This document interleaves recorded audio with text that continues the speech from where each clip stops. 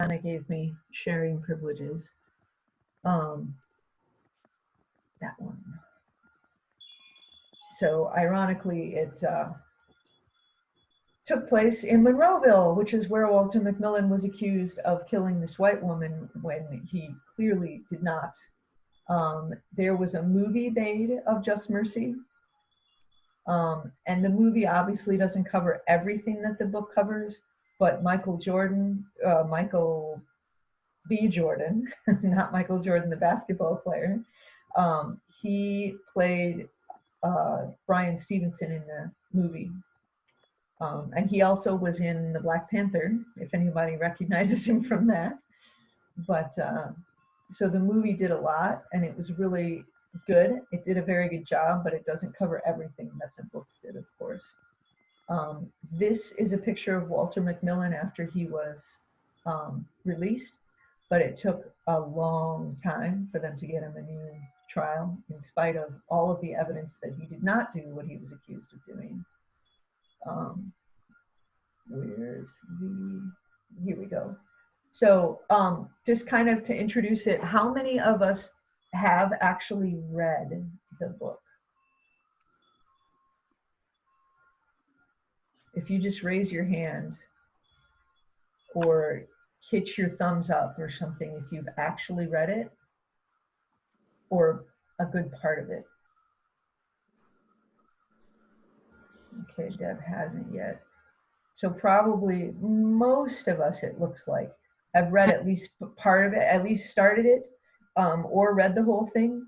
Part of his point in writing the book, he was working on it for a long time. And way back when Bryan Stevenson was in law school in 1983, he met his first death row client. He was just going to go do an internship for the summer.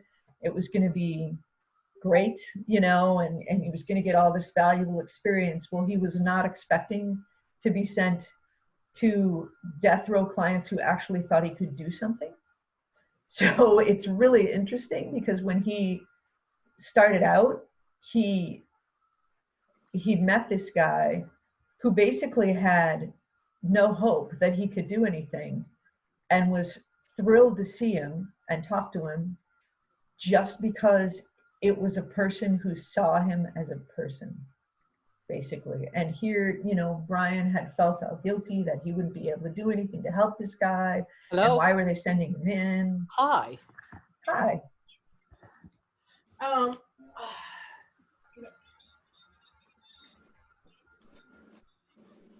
Let's say no this time, because I am sort of a hot, sweaty mess and in the middle of something.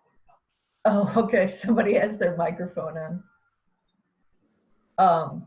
So he met his first death row client and was very surprised to find that. I miss seeing you, but I think now is not the time. How's that for an answer? Hey, Anna, I think you've got your microphone on.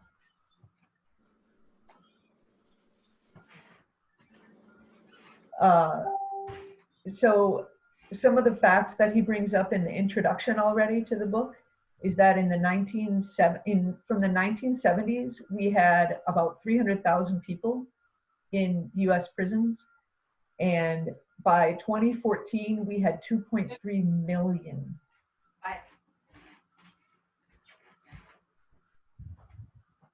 Is that dinging because there's more people coming in? Trying to set this so I can see everyone's picture. Okay. So weirdly, in all, babies born in 2001, 1 in every 15 babies born in 2001, which is just younger than my youngest child, is predicted to spend time in jail. 1 in 3 Black males born in this century will be incarcerated at some point in their lives. 1 in 3. It's astonishing. I've been pulled over by the police when driving 3 times in my life. Once it was for speeding, and he let me go because I was just so shocked. I had no idea the speed limit had changed. Basically, I was so shocked, and I was calm and everything. I was so nervous. I can't even imagine when you're black and you get stopped by the police.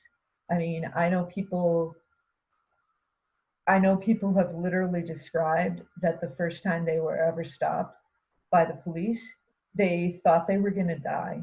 And they were like shaking and crying and saying, I just want to go home. I just want to go home. I just want to go home.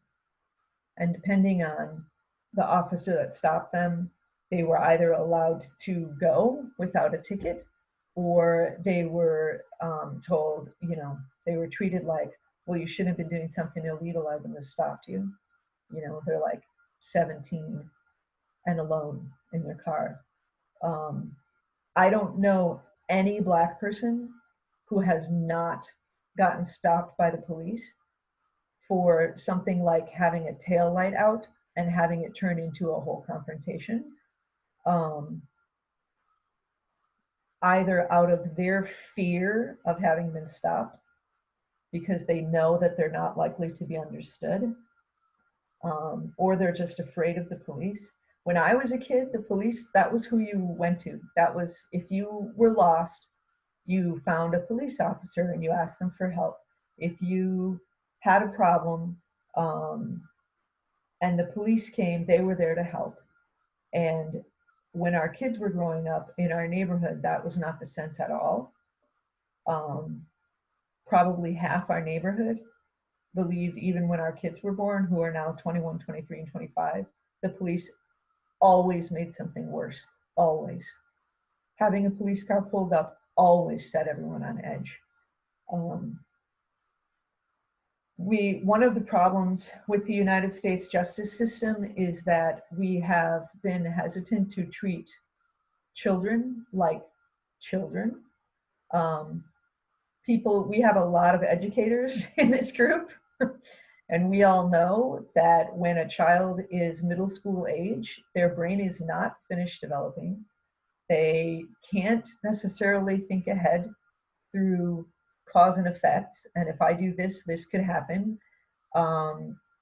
Children and adolescents make decisions on the spur of the moment without thinking about what the consequences are going to be, what could happen in the end. It doesn't matter in the justice system. We have sent 250,000 children under the age of 18 to adult prisons and jails. Even kids under 12 have been sent to adult prisons and housed with adult offenders. Often they are put basically in solitary to protect them. So not only are they sent to prison with adults that they know have broken laws, and some of them are hardened criminals, now they're also put in solitary confinement for their own protection. Except, it's just very strange to me that that's for their own protection, but because of the many complications that causes being in solitary confinement constantly. In 1980, we spent $6.9 billion on jails and prisons by state and federal governments. In 2014, that had gone up to $80 billion. Private prisons are a thing now. They were not in the 70s and 80s. Luz and my mother was a prison chaplain in the Ramsey County jail system.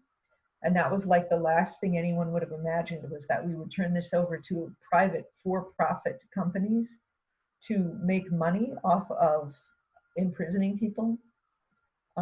But we have private prisons all over the country. Some states have passed laws to make it less profitable and therefore don't have as many prisons run for profit anymore, but certainly not all of them.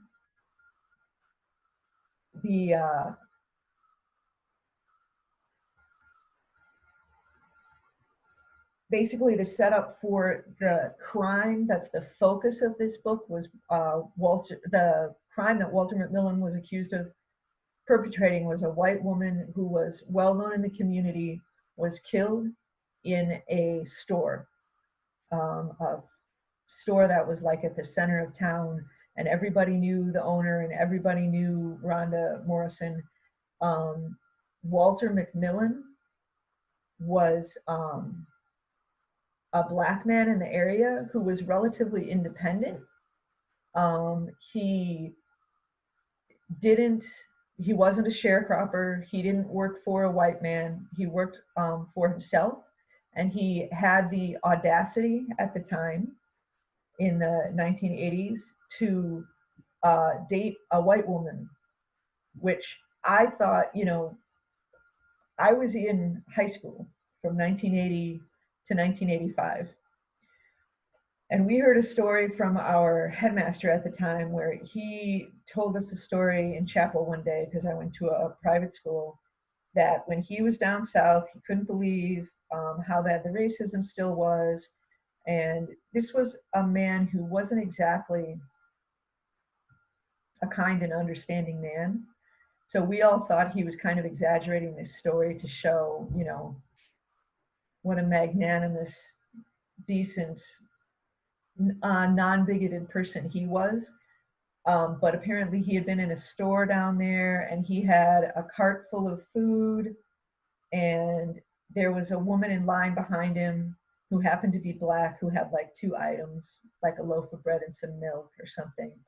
And he offered to let her go ahead of him in line. And another person in line was like, oh no, you know, was like, you can't let her go ahead of you. And he was like, I've got all this stuff. She has 2 items. I'll let her go ahead of me. And she was like, no, it's okay. I'll just wait my turn. And apparently this other white person said she knows her place. She's not going to go in front of a white man. And I think most of the people in my high school were like, yeah, right, sure, this really happened that way because, you know, whatever. Well, after reading this, I believe it, because when Walter Mcmillan was accused of killing this woman, there were dozens of witnesses at a party that he was at, who could say, this is where he was all day. I saw him, and he was still arrested for the murder of this young woman.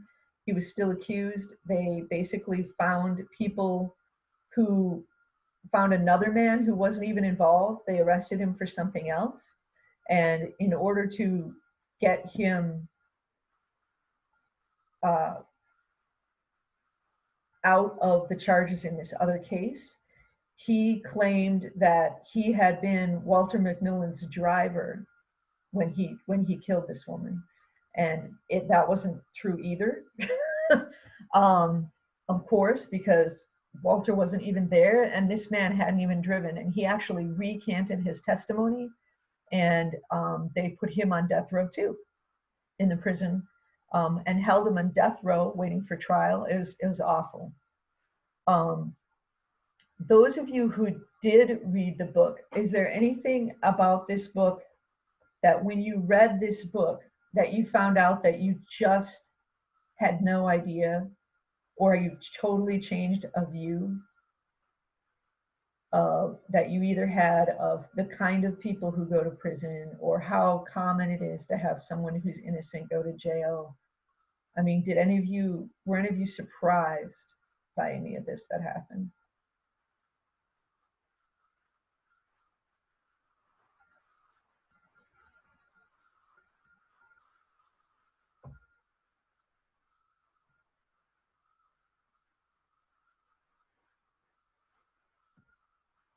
Not me.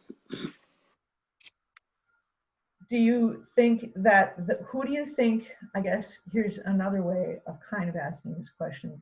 So in this book, I don't know how many of you read the whole thing, the focus that they keep coming back to is Walter Mcmillan, but they also talk a lot about the Equal Justice Initiative and the other work that Bryan Stevenson does.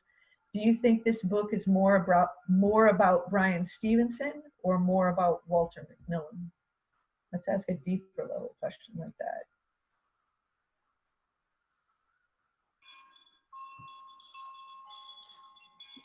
this is Beth Roop. Yep. There For you me, go. I think that the book is about each of their places within a system, the true focus is on the inequity and the lack of justice within the justice system. And so each of them have a part in the system. Bryan doesn't play his very well. And so, you know, that comes across in what he does. But, you know, I personally wasn't surprised by this, but I'm from the Illinois-Wisconsin region, and I'm on our pro-reconciliation anti-racism team. And we've done a lot of work with the school to prison pipeline, particularly in how that impacts young people in the Chicago area. And so the focus on children, the focus with individuals with mental illness that are just rammed through a system that doesn't take development, doesn't take IQ, doesn't take developmental issues into consideration. So.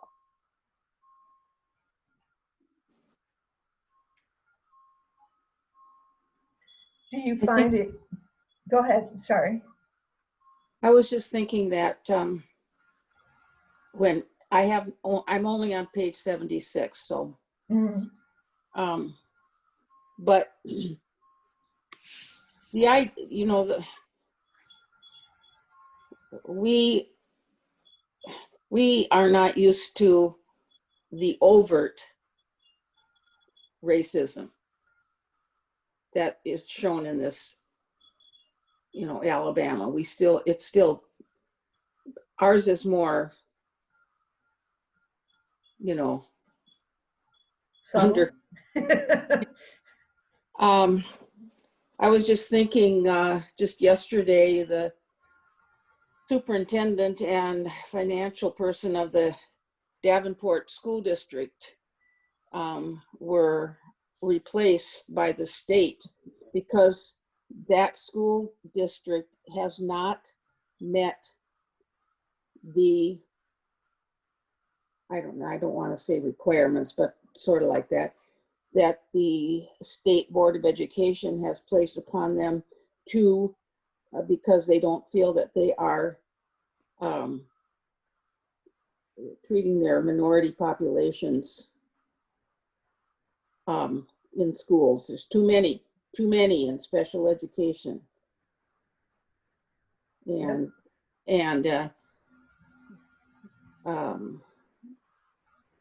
this has been going on for a few years. And you notice this when you see the crimes and people arrested for crimes, so many in the Quad City area, which includes some of, you know, Illinois too. Mm-hmm. So many of the people you see arrested are Black, and that it doesn't match at all with the percentage. So, you know, you asked if we were aware of these things. I think we are very aware of these things that he's writing about.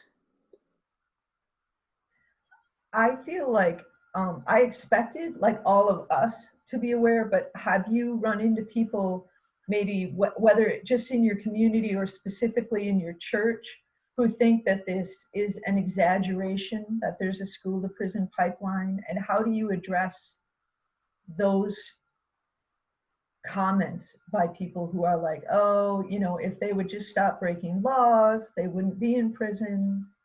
I mean, there's, you know, Black people are like, I'm trying to think what the exact numbers were, but it's like under 20% of the population, but something like 80% of our prison population. We are #1 in the world for how many of our own citizens are in our prisons. How do you respond to someone who's like, well, if they didn't break the law, they wouldn't be in prison? I run into this, and I let them know that I disagree with what they're saying, but feeling is that you just don't get into it. It's just, I just want them to know that I don't agree with their viewpoint. A book club that I've participated in, we've been reading another book. It's called American Summer, Love and Death in Chicago. And it's written by Alex Kotlowitz, who also wrote No Children Here. And it's a really good story, you know, because when the issue comes up, I find that individuals who, oh, it's exaggerated, they are definitely unwilling to empathize and to understand and to see the possibility that persons of color may not have the same opportunities, may not have the same, you know, ability to access resources, and that all of that plays a difference. And so, you know, one of the things that I have found particularly helpful is when you can try to encourage empathy and encourage that sense of, well, let's consider this kind of thing, because you're not going to argue somebody into changing a belief. But if you can have them, you know, kind of come to a different experience. I'm a pastor, and so one of the, you know, the most positive things is to do, you know, those encounter kind of things where you go and you're out of your comfort zone, and you get to hear a story from a different angle. Yeah.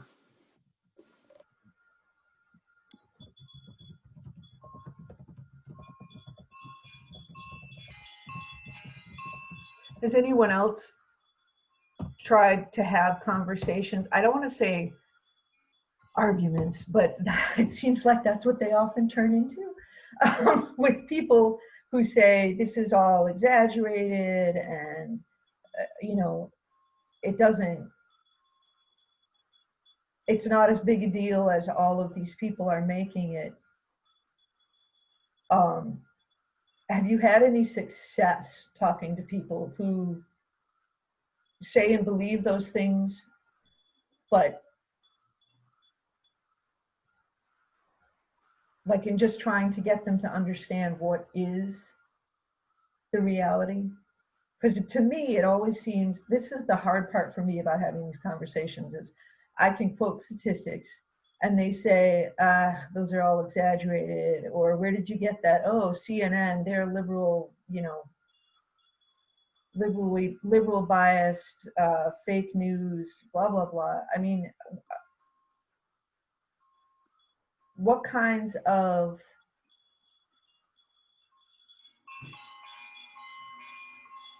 have you been able to find any sources that are somewhat neutral that people will look at numbers or quotes from? Or do those just always tend to devolve into arguments?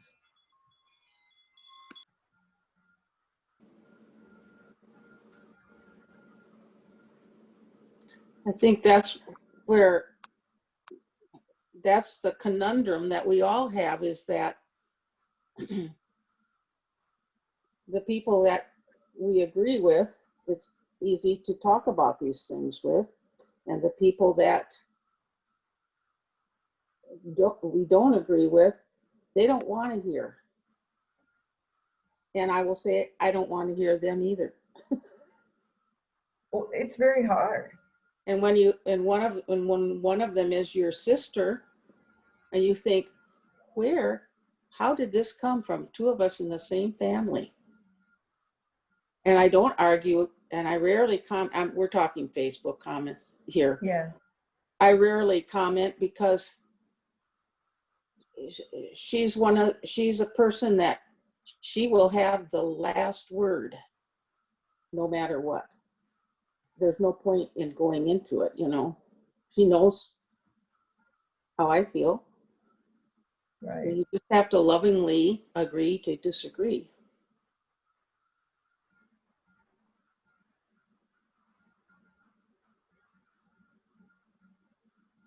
I have the same issue with one of my brothers. I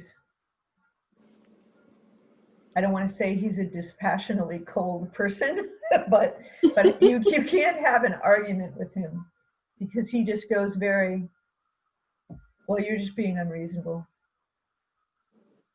you know, and he just goes, and that's that. And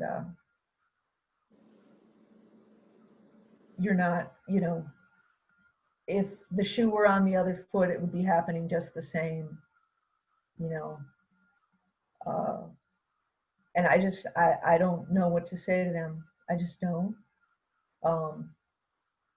I wish I could get them to read books like White Fragility, because I think that can be an eye-opening book if you really let it speak to you.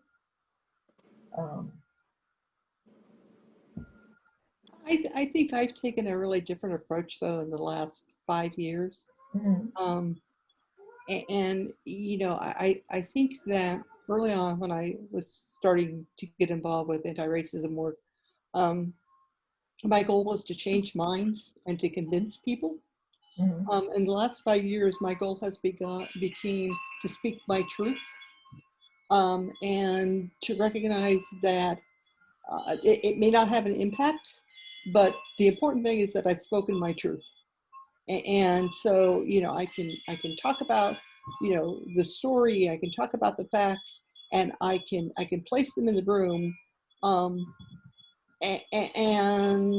feel good about that, because I think that for me the last 5 years, the silence, I've recognized that at least in the crowds I ran into, if there's silence, it's interpreted as agreement and taking those positions.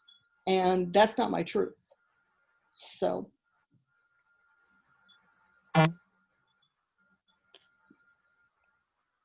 Oh, you did get in. Okay, good. I apologize. It took me this long to get into the room. Oh no, I totally understand. I was just trying to send a couple of people a little. Sorry, you guys. I know occasionally I'm looking off to the side. I am listening to you, Beth, and I am listening to you, Pat. I'm just trying to help people get in here who seem to be having trouble getting in. So Yeah, and I apologize for that too. I've been looking at how the meeting was set up, and there was a bit of a snafu. I thought somebody else, Millie, was covering the 2 to 3, and I was covering Mary's 3 to 4. But we seem to have the same link for both meetings. So. Oh, Really? It took me updating my app before I finally got in. oh. I mean, I tried everything I could think of. That's what it took. I'm checking really quick to see. Did you use the meeting ID to get in, Margaret? Yeah, the meeting Okay. ID and the password. At least that worked. The tapping on the link, I don't know why it didn't work. It worked this morning, but. So sorry, I didn't mean to sidetrack the conversation. I'm just trying to make sure that people are able to get in who wanted to. I shared this, I tried to share this on my screen before. Let me see if I can share it now. For people who are here, I've got the Equal Justice Initiative recommended reading list, which I think is filled with books that are really good for the current conversations that are going on everywhere. The hard part, I think, and we're all experiencing this, is that the people we wish would read these books won't read them. So,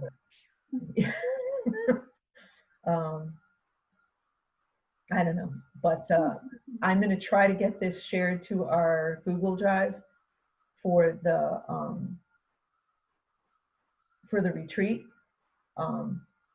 I've read several of these books, but there's several of the books on here that I have not read yet too. So,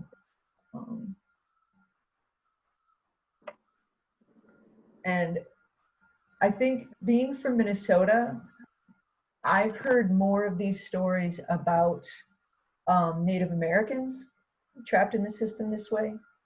Mhm. Their incarceration rate as a percentage of the population compared to their percentage of the population is outrageous.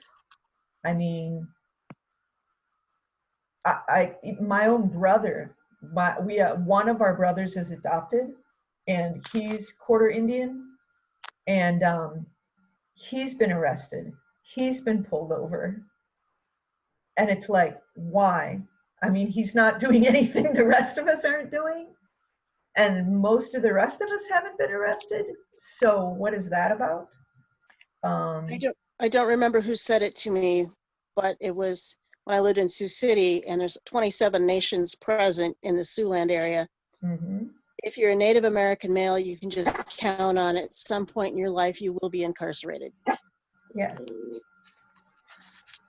Yeah, I haven't seen numbers on that recently, and if any of you have access to them, I'd love to know them. But I wouldn't be at all surprised that every American Indian male I know has been in prison, or in jail, at least, I should say. Yeah. My brother was literally assaulted in public by his ex-wife. They arrested him too. He didn't do anything. He stood there letting her hit him, and he got arrested too. It's like, he literally didn't do anything. So, you know, it's, Beth shared a relatively new book in the chat, My Grandmother's Hands. Yeah. 2017, okay. I'd heard of it, so I was pretty sure it wasn't brand new, but I guess I don't know. I mean, I didn't expect you all to have all the answers or anything, because none of us, I think, do. But what I'm interested to see is what people can do to change any of this, and to try. I mean, at least the Equal Justice Initiative they have managed to get the, Bryan Stevenson argued all the way to the Supreme Court about incarcerating children, literal children, 13, 14 years old, sentenced to die in prison for taking part in a crime. He worked himself with several, and he talks about them in the book, further in the book, Pat, if you're not there yet. Several children that they worked with who were part of a crime because they got pulled into it by the people surrounding them, and they were sentenced to life imprisonment when they're 14, or life imprisonment when they're 13. And they finally managed to get the laws changed in some of these states. And you can't, I'm trying to remember exactly what the Supreme Court decision found that Bryan Stevenson argued.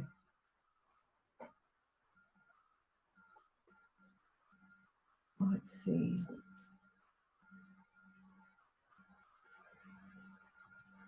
Millie, while you're looking for that, you know, some of the things that people can do is, you know, you can look for legislation that has to do with cash bail, which, you know, cash bail is a huge contributing factor to people basically being imprisoned for being poor, you know, and overturning that. The sense of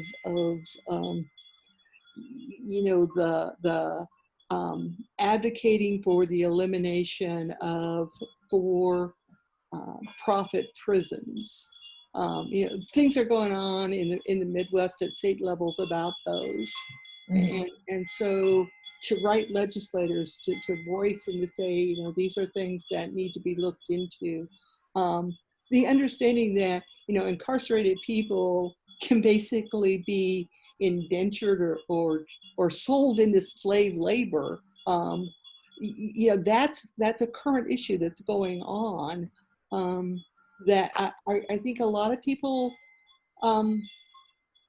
you know, they don't know that our prison systems have become our modern day slave trade in many ways. I don't know how Well, and many so of with the you. for-profit prison, Mhm. I mean, in order to make that profit, you have to keep filling them up and building more. Yep. And so the question becomes, what is the purpose of a prison? To make somebody else wealthier or to correct a social ill? Yep. Mhm. Because Is it it seems about correction goal should or be just the remove them from elimination of society? prisons. Yeah. Yeah, and, you know, and that's another thing is to talk to, and to advocate that we take a restorative justice approach to our criminal justice system, which for the most part our criminal justice is not. It's concerned with punishment, it's concerned with Yep. order, it's not concerned with restorative justice. Yep. And I don't know if that's a term everyone knows, but restorative justice, basically, if you're involved in something that hurts someone else, how do you make that up to society or to the victim directly, as opposed to being punished for doing something wrong? It's something that some of the school systems have tried to get more into as well, is a restorative, not so much punishment discipline mode, but restorative and fixing the problem. I know that's something that even our kids' elementary school changed what they call discipline reports, and made them fix-it plans. So, so even with kids, even with children, we can talk about discipline and consequences without making it seem like a punishment thing, but more of a how do we fix this? And some things can't be fixed. I personally don't believe in the death penalty, ever. I don't think that killing someone shows that killing people is wrong. On the other hand, there are some people where I ask myself, can this person be reformed? Can this person be fixed? I mean, if you literally have someone like Jeffrey Dahmer, who, preyed on adolescents and literally relished torturing and killing them, can that be fixed? I don't know. That is a person that I think should not be allowed unsupervised back out into society. But at the same time, is that true of someone who gave a friend a ride because they thought they were just going to the convenience store and they ended up robbing it at gunpoint, and now they're the driver of a getaway car? I mean, those are very different situations, and that kind of stuff happens. Or worse, what happened to Walter Mcmillan? He wasn't involved in this crime at all. And everyone around him built their case on him being guilty.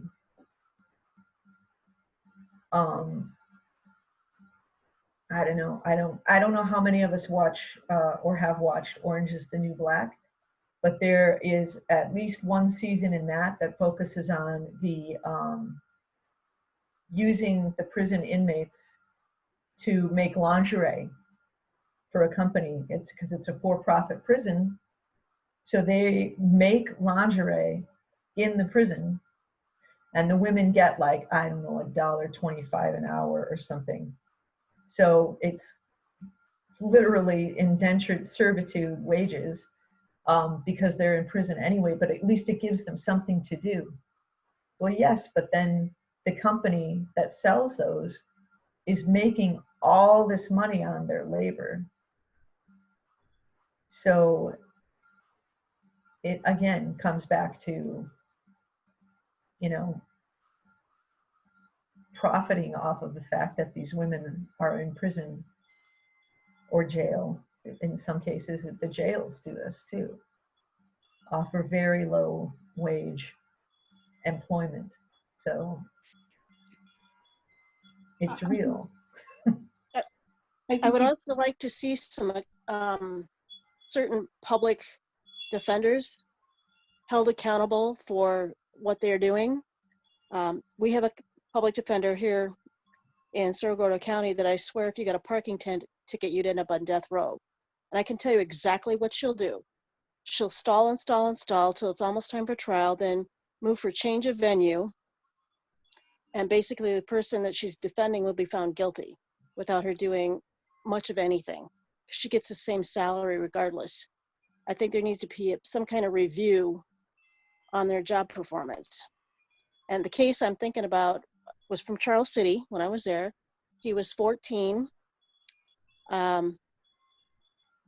He was found guilty of killing his cousin, asphyxiating her.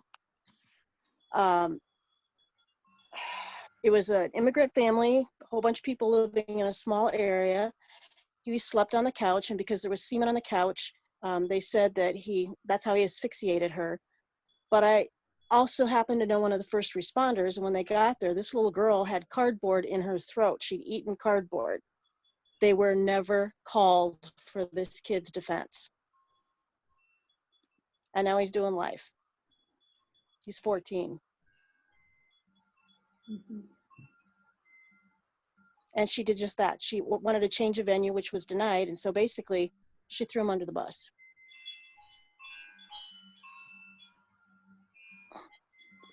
Oh, and they didn't speak English very well either, and he was denied an interpreter.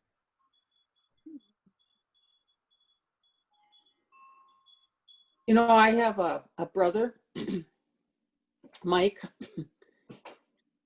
who lives in Anchorage, Alaska, and he's in the only disciple church in Alaska. It's in Anchorage, but he's also a Superior Court judge, just retired. And so he deals with this all the time. Much of the time, it involves natives. Mhm. Things like, you know, and I know from his standpoint, he agonizes over these things. well, I think it's worth mentioning the other side of that coin. You know, we've talked about the fact that Indigenous people, Native Americans, the men are most likely going to have run-ins with the law.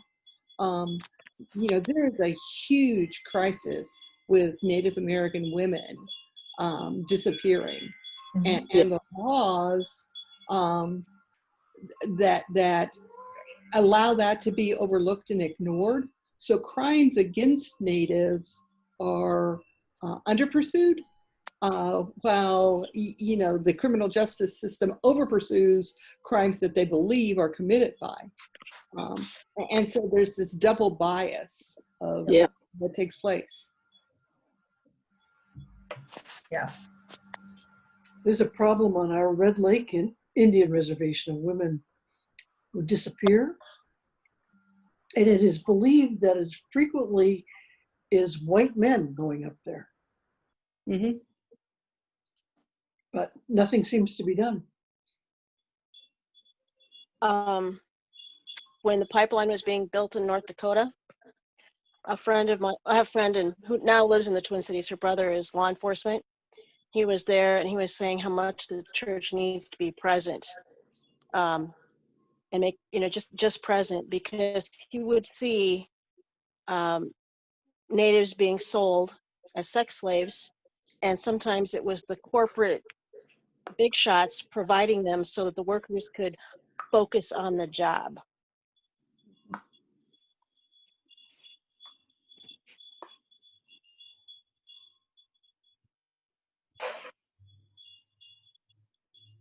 And that was, I don't know how many years ago when she was relaying that to me, but it was maybe 10.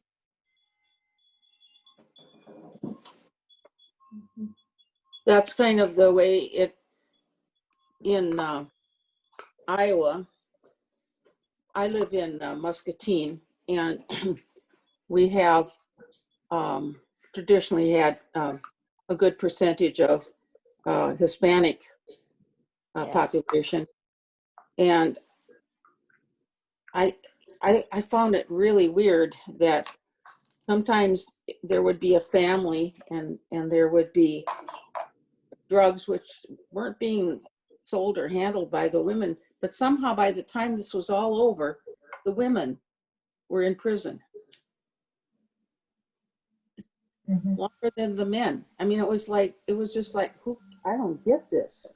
My mom used to run into that all the time. I don't know how many stories I've heard of a woman pulled over for some traffic violation. They search their car and find her boyfriend's or husband's drugs in the glove compartment. And therefore, this woman is arrested for drug trafficking. And it doesn't matter at all that it's either not their car, they're driving someone else's car, or it is their car, but that was in there and they didn't know it. And they all just go, oh, well, that's what they would all say. You know, if we accepted that argument, that's what everybody would say. Well, but that doesn't change the fact that if it's true, it's true. I mean, and the whole war on drugs thing has just been disastrous in terms of separating women from their children, putting more children into the foster care system, which also, the more contact you have with the foster care system, the more likely you are to be incarcerated later in life. So it just sets up that generational thing. And, you know, those are my frustrations with the system, is how do we change that? How do we interrupt that? And I don't know. I mean, I see the groups trying to deal with the school to prison pipeline and trying to interrupt that flow. And, you know, everything that people are trying to do, and it's still happening, but maybe it's happening to fewer kids than it would if we didn't keep speaking up. So I'm sorry we didn't talk too much detail about this book. We kind of got sidetracked by trying to get people in at first and talking about other things, and then but I'm glad to see that probably a dozen of us total have been in and out and have been trying to engage with this book and take from it what we can. Supporting the Equal Justice Initiative is huge. They have made a difference. They at least got a Supreme Court decision, while the Supreme Court decision upheld that life imprisonment is legitimate for people who are under 18 when they're convicted. They did get it disallowed for children under 16. So at least there's that. So they, you know, they're making progress where they can, and they're fighting hard all the time.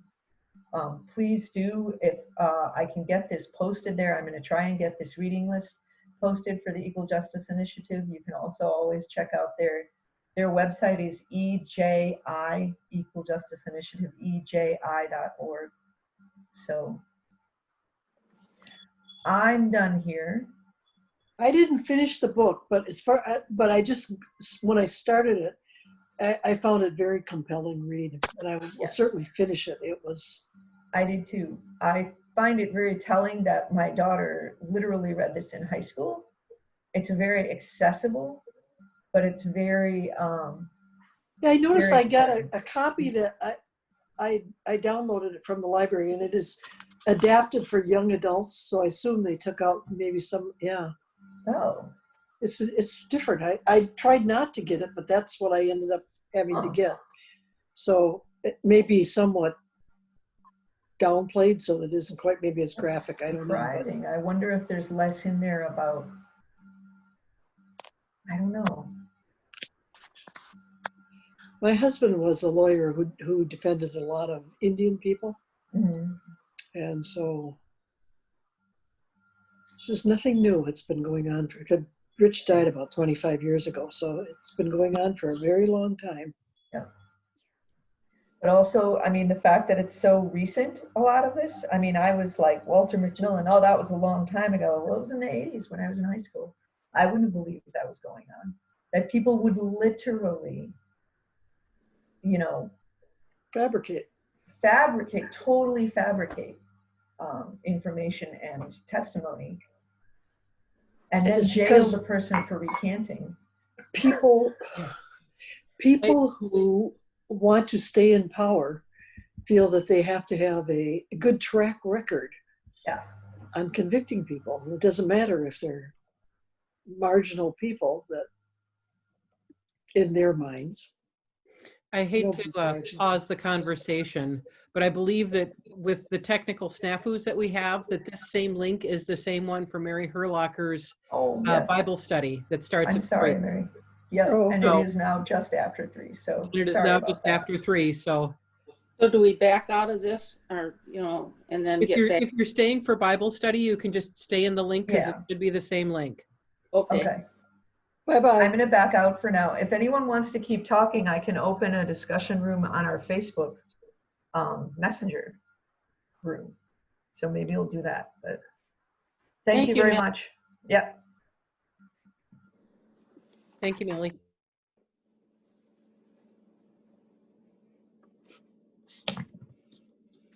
But we could just stay put. We don't have to back out and come back in. Correct. Okay. Yeah, I think what happened was we were supposed to get a different link for Millie's book discussion, because originally I was going to be the host for that, and then I swapped and changed things so that I would be the host for Mary's,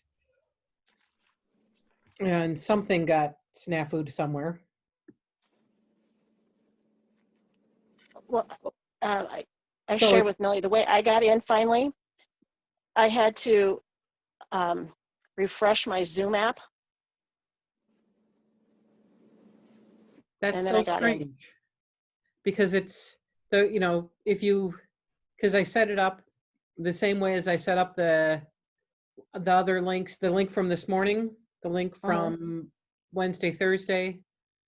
So I don't know what the difference would be, but Oh, well, when I tapped on the link, it did nothing. And then so I went back and tried some others and it said, host is in another meeting. I went, okay.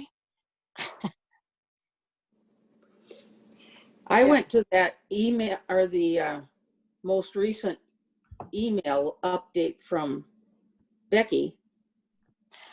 See, I And- tried that first and it didn't work. So then I went to the original. I had the same thing as you did. I tapped on the link and I tapped Nothing on happened. Yeah.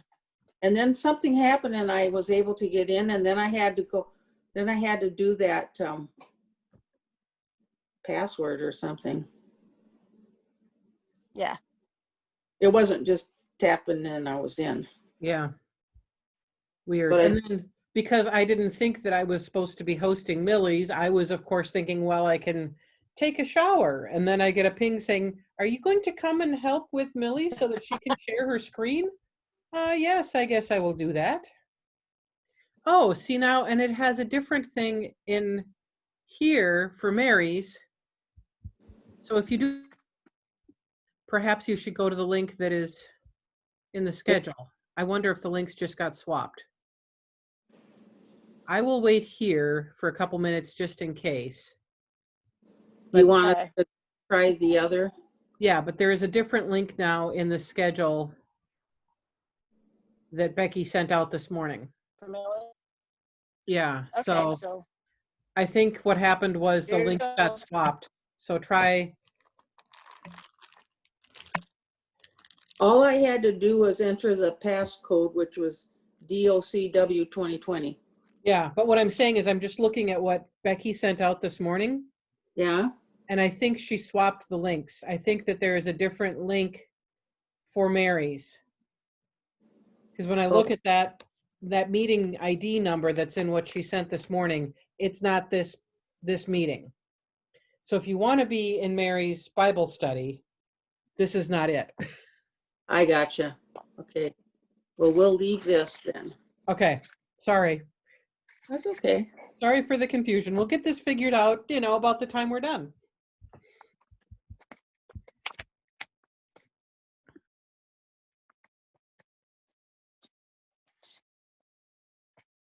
five.